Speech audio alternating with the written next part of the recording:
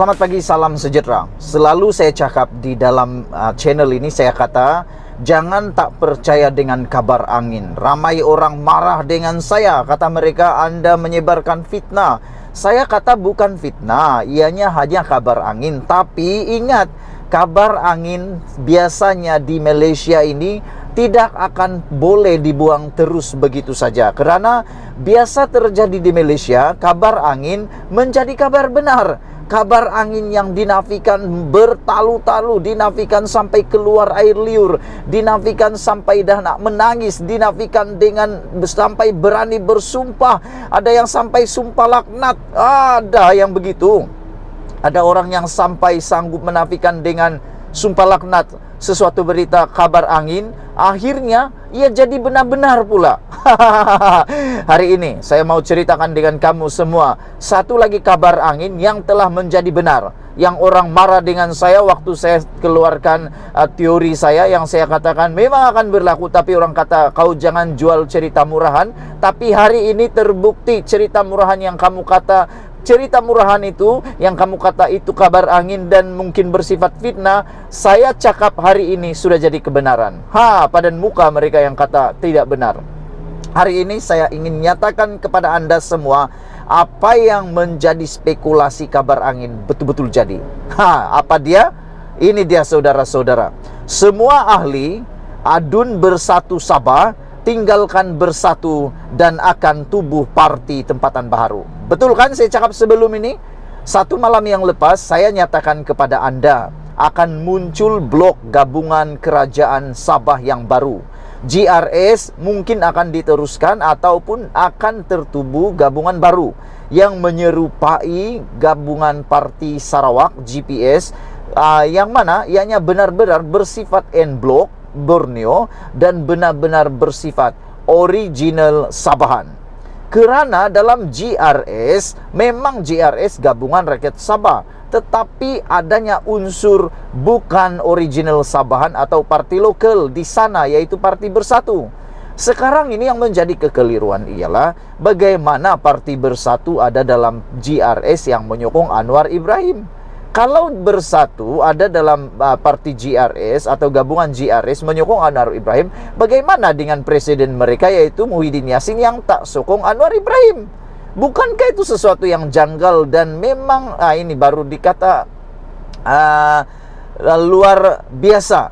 Saya tak nak cakaplah itu luar tabii, sebab Sanusi saja yang berani cakap begitu. Bagi saya itu bukan luar tabii, itu cuma luar biasa yang memang agak janggal. Tapi akhirnya apa yang kita kata jadi kebenaran. Jadi lepas ini percayalah pada apa yang saya cakap ya. Kerana kabar angin betul-betul jadi kabar benar apabila semua ahli, semua adun bersatu yang ada dalam Dewan Undangan Negeri Sabah tinggalkan bersatu dan tubuh Parti Tempatan Baharu. Apa Parti Tempatan Baharu itu? Ada spekulasi kata mereka semua ini akan masuk Parti USNO. Tapi saya pikir mungkin mereka tidak akan masuk USNO. Mereka akan tubuh parti baru. Pada pendapat saya, mereka tidak akan masuk USNO. Karena USNO ada sentimennya sendiri yang mungkin ditolak oleh rakyat Sabah. Tetapi mereka mungkin akan membuat satu parti baru. Dan selepas ini, percaya atau tidak, laporan kabar angin yang kita terima akan ada gabungan parti Sabah yang baru, mungkin GRS juga atau bukan GRS namanya, tetapi akan menggabungkan parti-parti lokal besar yang ada di Sabah, antaranya Warisan, APKO, PBS dan juga parti baru daripada Bersatu ini. Yang keluar Parti Bersatu ini akan membentuk gabungan ataupun parti yang baru. Dengan adanya penggabungan 3 atau 4 parti lokal yang kuat ini, yaitu Warisan, PBS, APKO dan juga satu parti baru daripada Bersatu, daripada adun Bersatu ini, maka saya pikir sampai 1000 tahun pun gabungan ini akan kuat di Sabah. Dan ini berita buruk buat Barisan Nasional UMNO yang ada di Sabah. Saya pikir ini satu berita buruk untuk Barisan Nasional dan UMNO di Sabah, juga berita buruk untuk Muhyiddin Yassin. Kerana Muhyiddin kehilangan kuasa di Sabah dan Sarawak secara otomatik. Selain daripada itu, yang menariknya, UMNO Barisan Nasional di Sabah bakal akan menentang satu gabungan baru yang benar-benar original Sabahan. Ya, terlupa lagi, mungkin STA juga akan menyertai gabungan baru ini di bawah kepimpinan Jeffrey Kitingan. Hari ini, semua ahli Dewan Undangan Negeri Adun Parti Pribumi Bersatu Malaysia Bersatu Sabah mengumumkan meninggalkan parti itu hari ini. Ketua Pemimpin atau Pimpinan Bersatu Sabah, Datuk Seri Haji Yinor berkata, keputusan itu dibuat setelah mempertimbangkan keadaan lanskap politik negara ketika ini, terutama di Sabah. Haji Ji yang juga pengerusi Gabungan Rakyat Sabah GRS berkata, semua bekas ahli Bersatu termasuk beliau akan menubuhkan sebuah parti tempatan baharu, tetapi buat masa ini akan menjadi ahli GRS.